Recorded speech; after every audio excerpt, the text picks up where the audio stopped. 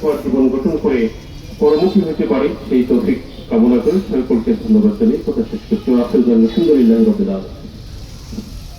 এখন কথা বলবেন ইসলামী আন্দোলন বাংলাদেশ শেরপুর জেলা শাখার সেক্রেটারি মাওলানা ফখরুদ্দিন রাজি।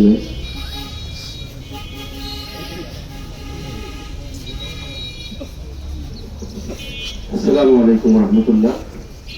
আমরা মরহুম বাদল ভাইয়ের জানাজায় অংশগ্রহণ করেছি। আমরা সিলবর্দি বড়পুরাগড় একই এলাকার পাশাপাশি আমার বাড়ি। অত্যন্ত ছোট থেকে দেখেছি তিনি অত্যন্ত ভালো মানুষ ছিলেন। আমাকে বলতেন, ছোট ভাই তুমি ইসলামী আন্দোলনের সেক্রেটারি, আমি জামাতের সেক্রেটারি, আমরা ঐক্যবদ্ধভাবে এই শেরপুরকে গড়ব ইনশাআল্লাহ। আমরা তার রোহের মাগফিরাত কামনা করি এবং তার পরিবার এবং সংগঠনে যারা আছে সকলের জন্য এই শোক সইতে পারে এই কামনা করি। আসসালামু আলাইকুম। এখন কথা বলবেন শেরপুর জেলা ছাত্র শিবিরের সাবেক সভাপতি জনাব আব্দুল্লাহ বাদশাহ। আসসালামু আলাইকুম ওয়া রাহমাতুল্লাহি ওয়া বারাকাতুহু।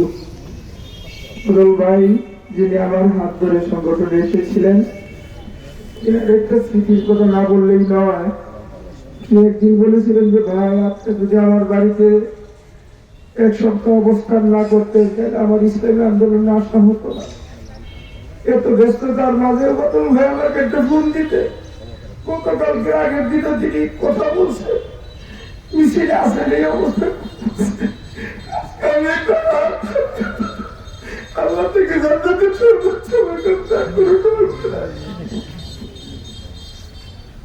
এখন কথা বলবেন শেরপুর সদর আসনের দাঁড়িপাল্লার সম্মানিত প্রার্থী ছাত্র শিবিরের সাবেক কেন্দ্রীয় সভাপতি হাফেজ রাশেদুল ইসলাম। আসসালামু আলাইকুম ওয়া রাহমাতুল্লাহি ওয়া বারাকাতুহু। একজন মানুষের জীবনের সবচেয়ে বড় সফলতা হলো তার জীবনে কোনো অবসর সময় না থাকা। তিনি রাত্রে রওনা হয়েছেন, সকালবেলার মধ্যে তার ডায়ালাইসিস শেষ হবে, আবার সকাল থেকে তিনি কাজে নামবেন। এটা ছিল বাদল ভাই। আমার জানা মতে এই খবরটা আমরা শেরপুরবাসী বা শ্রীবর্তী ঝিনাইগাতীবাসী কেউ জানি না। ওনার যে এত বড় অসুস্থতা, এত অসুস্থতা সত্ত্বেও যে তিনি এই কষ্টগুলো করছেন, রাত দিন পরিশ্রম করছেন, এই কথাগুলো কিন্তু কেউ আমরা জানি নাই। আল্লাহ রাব্বুল আলামিনের কাছে তৌফিক কামনা করছি, আল্লাহ তাকে তার এই জিন্দেগির ছোটখাটো ভুল ত্রুটিকে ক্ষমা করে দিয়ে জান্নাতি পাখি হিসেবে কবুল করে দিন, আমিন। আমাদের কয়েকজন ভাই আছেন, তারপরে আমরা শুরু করবো। কয়েক মিনিট বেশি হচ্ছে, আন্তরিকভাবে ক্ষমা প্রার্থী। এই পর্যায়ে কথা বলবেন বাংলাদেশ ইসলামী ছাত্র শিবিরের কেন্দ্রীয় কলেজ সম্পাদক ছাত্রনেতা ইউসুফ ইসলাহি।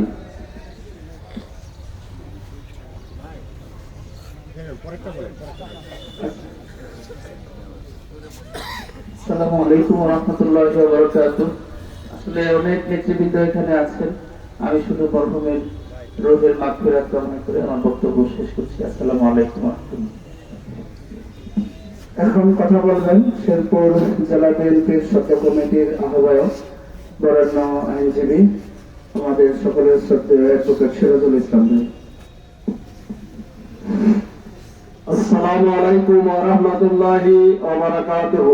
আউযু বিল্লাহি মিনাশ শাইতানির রাজীম। বিসমিল্লাহির রহমানির রহিম। আইনামা তাকুনু ইউদরিকুমুল মাউতু ওয়া লাউ কুনতুম ফি বুরুজিন মুশাইয়্যিদা।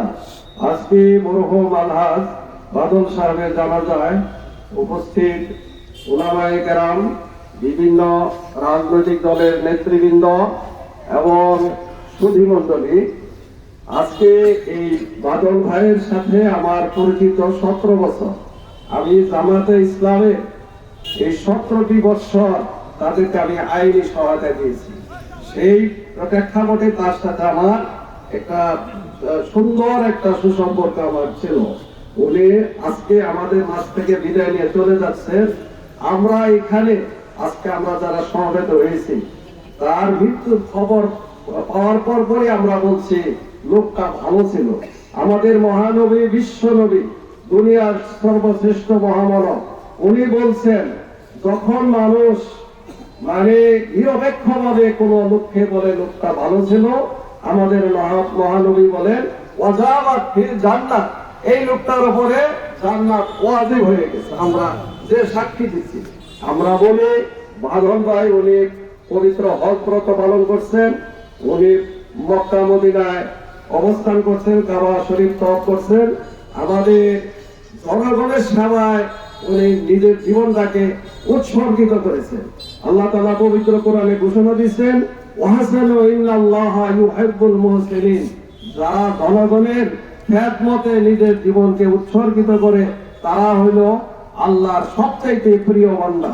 আমি মনে করি যে আমার বাদল ভাইকে মহান আল্লাহ তাআলা যেন প্রিয় বান্দা হিসাবে কবুল করেন।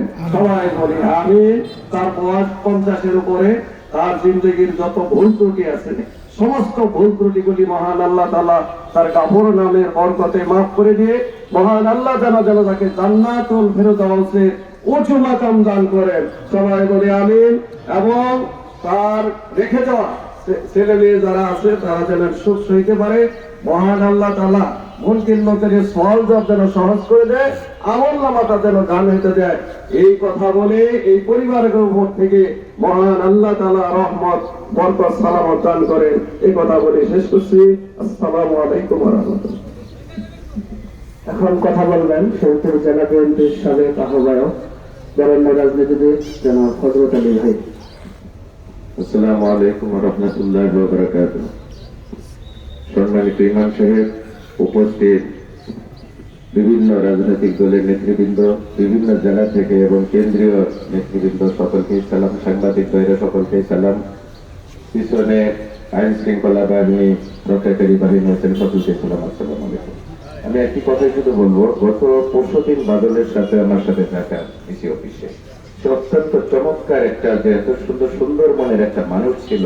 আমি তাকে বললাম, বাদল তুমি কি চিকিৎসাটা করবে না? আমার সাথে অত্যন্ত মধুর একটা সম্পর্ক। আমি জানি না যে আমি বিএনপি করি, সে জামাত করে, এটা আমাদের মধ্যে সেই সম্পর্কটা ছিল না। অত্যন্ত মধুর একটা সম্পর্ক ছিল। আমার হাফিজ ভাইয়ের সাথেও সম্পর্ক ভালো। এই লোকটা যে এত তাড়াতাড়ি চলে যাবে, উনি ওই যে বললেন আমাকে যে আমি নির্বাচনটা শেষ করে বড় ভাই আমি চিকিৎসা করতে যাবো চিকিৎসাদের সামনে। তো এত হাসিটা দিলেন, এত সুন্দর একটা হাসি দিলেন, একটা তার নির্বাচনী এলাকা সম্পর্কে কিছু কথা বললেন। এই লোকটা যত তাড়াতাড়ি চলে যাবে, আমরা তার জন্য অন্তরের অন্তঃস্থল থেকে সর্বস্তরের শেরপুরের জনগণ আমরা তার জন্য দোয়া করি এবং তার পরিবার যেন এই শোক কাটায় উঠতে পারে। আমি এই আহ্বান জানাচ্ছি, আজকে যারা আছেন অন্তর থেকে তার জন্য দোয়া করবেন। আর প্রত্যেকটা রাজনৈতিক নেতৃবৃন্দের কিছু না কিছু মানে পক্ষে বিপক্ষে লোক থাকে, যদি কেউ থাকেন তাকে আজকে এই দিনে ক্ষমা সুন্দর দৃষ্টিতে আপনি দেখবেন, আপনারা ক্ষমা করে দিবেন। সকলকে ধন্যবাদ। আসসালামু আলাইকুম। এখন কথা বলবেন ময়মনসিংহ জেলা জামাতের সম্মানিত আমির, কেন্দ্রীয় মজলিসে শুরার অন্যতম সদস্য জননেতা আব্দুল করিম। আসসালামু আলাইকুম ওয়া রাহমাতুল্লাহি ওয়া বারাকাতুহু। সম্মানিত উপস্থিতি, কথা লম্বা করব না, অনেকেই কথা বলেছেন। আমরা শুধু মহান রাব্বুল আলামিনের নিকট দোয়া করব যে রাব্বুল আলামিন আমাদের এই প্রাণ প্রিয় বাদল ভাইকে আল্লাহ যেন ক্ষমা করে জান্নাতের সর্বোচ্চ মাকাম তাকে দান করেন, তার পরিবার পরিজনকে ধৈর্য ধারণ করার তৌফিক দান করেন এবং তার এই অনুপস্থিতি এই শেরপুরের জন্য যে ঘাটতি হয়েছে আল্লাহ রাব্বুল আলামিন তা যেন পুষিয়ে দেন, এই আশাবাদ ব্যক্ত করে আমার কথা শেষ করছি। আসসালামু আলাইকুম ওয়া রাহমাতুল্লাহি ওয়া বারাকাতুহু। আপনাদের যাদের কথা শেষ হয়েছে আপনারা একটু মেহরবানি করে কাতারে চলে যান, আমরা একদম শেষ পর্যায়ে চলে এসেছি। আমাদের শিক্ষা অফিসারকে মহোদয়কে সামনে আসার জন্য আমি আহ্বান জানাচ্ছি এবং শিক্ষক কর্মচারী যে সমিতি রয়েছে সভাপতিকে সামনে আসার জন্য আমি আহ্বান জানাচ্ছি। এই পর্যায়ে কথা বলার জন্য আহ্বান জানাচ্ছি বাংলাদেশ জামাতে ইসলামের কেন্দ্রীয় সাংগঠনিক সেক্রেটারি, কেন্দ্রীয় কর্ম পরিষদের অন্যতম সদস্য, জামালপুর 2 আসনের সম্মানিত দাঁড়িপাল্লার প্রার্থী ডক্টর সামিউল হক ফারুকী ভাই। আরো বেশি করে দেন। আসসালামু আলাইকুম ওয়া রাহমাতুল্লাহি ওয়া বারাকাতুহু। আহমাদুহু ওয়া নুসাল্লি আলা রাসূলিল কারীম আম্মা বা'দ। আজকের এই জানাজায় উপস্থিত বাংলাদেশ জামাত ইসলামী কেন্দ্রীয় সেক্রেটারি জেনারেল বিশিষ্ট আলেম দ্বীন মাওলানা মাসুম, জেলা জামাতের নেতৃবৃন্দ, বিভিন্ন রাজনৈতিক দলের নেতৃবৃন্দ, সাংবাদিক বন্ধুগণ, আইন শৃঙ্খলা বাহিনীর সদস্যবৃন্দ এবং সম্মানিত ভাই, নজওয়ান বদল ইসলামী আন্দোলনের জন্য একজন নিবেদিত প্রাণকর্মী ছিলেন। কিন্তু সব কিছুর চেয়ে আন্দোলনকেই অগ্রাধিকার দিতেন।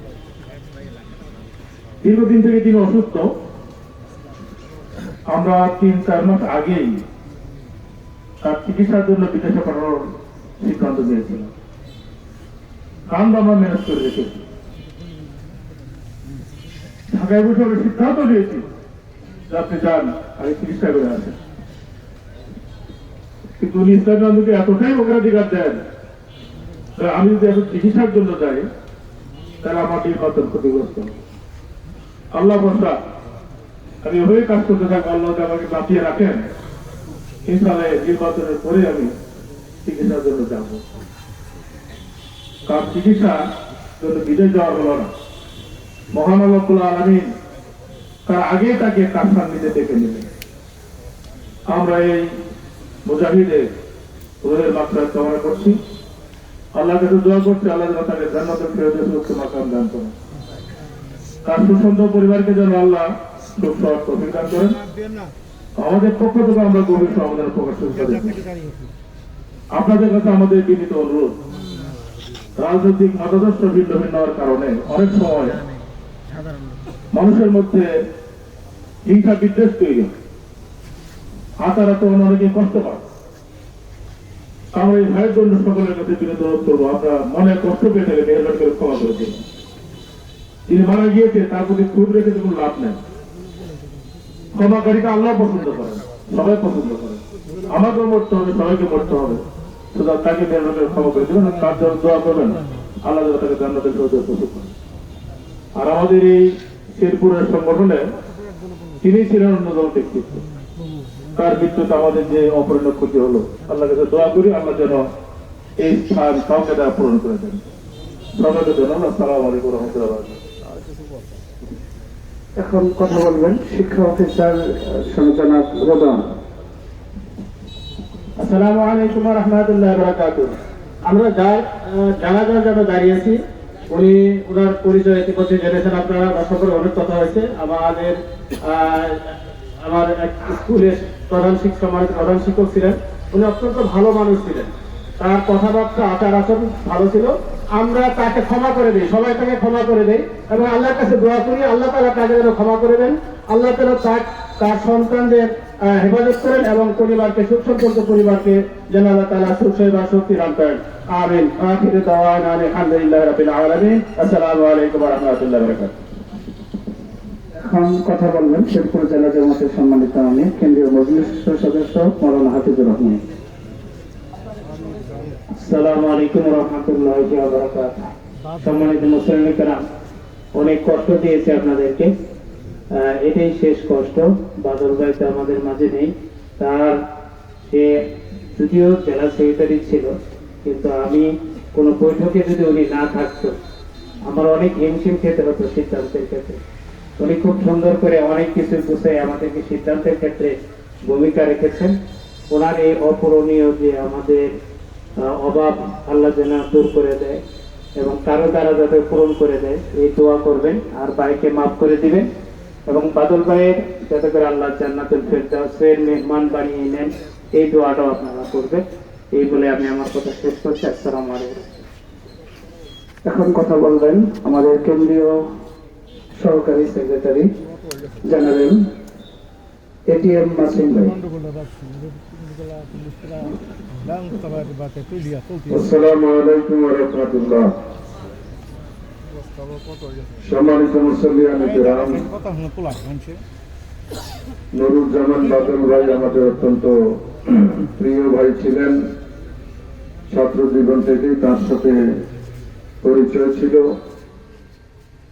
এভাবে তিনি আমাদের মাঝ থেকে চলে যাবেন এটা আমরা কল্পনা করতে পারি নাই। আসলে মানুষের মৃত্যুবরণ করা, তাকে কবরস্থ করা, তার মৃত্যুর পরে জানাজার নামাজ আদায় করা, এগুলো সবই হচ্ছে আল্লাহ তাআলার কুদরতের নিদর্শন। এগুলোর মধ্য দিয়ে আল্লাহ রাব্বুল আলামিন যারা জীবিত আছে তাদেরকে এই সতর্কবাণী উচ্চারণ করেন যে তোমাদেরকে যে কোনো সময়ে যে কোনো মুহূর্তে এই জীবন শেষ করে পরপরের জীবনে তোমাদেরকে পাড়ি দিতে হবে। সেই কারণে আমি আজকে আপনাদের কাছ থেকে অনেক তার ন্যায় কাজের কথা শুনলাম। আলহামদুলিল্লাহ, সবাই যদি তার প্রতি সুধারণা প্রকাশ করেন তাহলে এটাও একজন লোক ভালো হওয়ার জন্য একটা বিরাট বিষয়। তো সেই জিনিসটি আপনাদের বক্তব্যে আমি বুঝতে পারলাম। আমি জামাত ইসলামের আমির জনাব ডাক্তার শফিকুর রহমান এবং কেন্দ্রীয় জামাতের পক্ষ থেকে আপনাদের প্রতি এবং আমাদের এই বাড়ির প্রতি সালাম ও দোয়া পেশ করছি। আল্লাহ রাব্বুল আলামিন যাতে তাকে সব ধরনের গুনাহ খাতা ক্ষমা করে জান্নাতুল ফেরদাউসের মেহমান করেন, সেই দোয়া তার জন্য করছি। দাঈউল আল্লাহ হিসাবে এই অঞ্চলে আল্লাহর দ্বীনের দাওয়াত, কোরআনের মেসেজ মানুষের কাছে পৌঁছে দেয়া এবং মানুষকে সৎ, খোদাভীরু, মুত্তাকি রূপে গড়ে তোলার জন্য তিনি যে ভূমিকা পালন করেছেন, এটাই মূলত আমাদের জীবনের একটা অন্যতম মৌলিক উদ্দেশ্য, যে মুসলমানরা আল্লাহর দ্বীনের দাঈ, দ্বীনের প্রচারক, দ্বীনের দ্বারা নিজেদের জীবনকে মণ্ডিত করবেন, পরিবার ও সমাজ রাষ্ট্রকে মণ্ডিত করবেন, সেই দিকে মানুষকে আহ্বান জানাবেন, আকৃষ্ট করবেন। এটাই আমাদের দুনিয়ায় আসার মূল দায়িত্ব। সেই দায়িত্বটা তিনি আমাদের মাঝে পালন করে গেছেন। আমরা যারা এখন জীবিত আছি, আমাদের দায়িত্ব হলো তার জন্য দোয়া করা, দোয়ার পাশাপাশি আমরা যাতে বাকি জীবনটা শুধুমাত্র আল্লাহর জন্য, আল্লাহর দ্বীনের জন্য, মানুষের কল্যাণের জন্য, সমাজের উন্নয়নের জন্য, ন্যায় কাজের জন্য, সঠিক কাজের জন্য আমরা অতিবাহিত করতে পারি। কারো দ্বারা যাতে এক বিন্দু পরিমাণে কোনো অপরাধ বা গুনাহের কাজ না হয়, এই জানাজার নামাজের মধ্য দিয়ে সেই শপথটাও আমাদেরকে নিতে হবে। তাহলেই আমরা যারা জীবিত আছি তাদের জীবনটা সার্থক হবে। আমি তার পরিবার পরিজন, আত্মীয় স্বজন এবং তার বন্ধু বান্ধব, সংগঠনের ভাইদের প্রতিও সমবেদনা জ্ঞাপন করছি। তাদের শোককে আল্লাহ তাআলা শক্তিতে পরিণত করে দিন। তার পরিবারের ব্যাপারে আমরা ইনশাআল্লাহ খোঁজ খবর রাখবো, কারণ তিনি আমাদের পরিবারের সন্তান। আমরা সবসময় তার খোঁজ খবর নেব। আমাদের সংগঠনের ভাইরা এখানে থেকে খোঁজ খবর নেবেন, কোনো সমস্যায় পড়লে তারা আমাদেরকে জানাবেন। তো কথা আর বেশি আমি বাড়াবো না।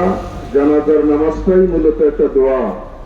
এই দোয়ার মধ্য দিয়ে আমরা যিনি মৃত্যুবরণ করেছেন তাকে বিদায় দেই, আর এই দোয়ার মধ্য দিয়ে আমরা যারা জীবিত আছি তারা শিক্ষা গ্রহণ করে আমাদের পরবর্তী জীবনটা যাতে ভালোভাবে, সুন্দরভাবে, আল্লাহর পছন্দনীয় পথে অতিবাহিত হয়। তো সেজন্য আমরা সকলেই যাতে এই সালাতুল জানাজা থেকে শিক্ষা গ্রহণ করতে পারি, এই কামনা করে আপনাদেরকে আবারও আন্তরিক ধন্যবাদ জানিয়ে, মরহুমের জন্য দোয়ার আবেদন জানিয়ে কথা এখানে শেষ করছি। আসসালামু আলাইকুম ওয়া রাহমাতুল্লাহ। আপনারা সবাই কাতারবন্দি হন। আমাদের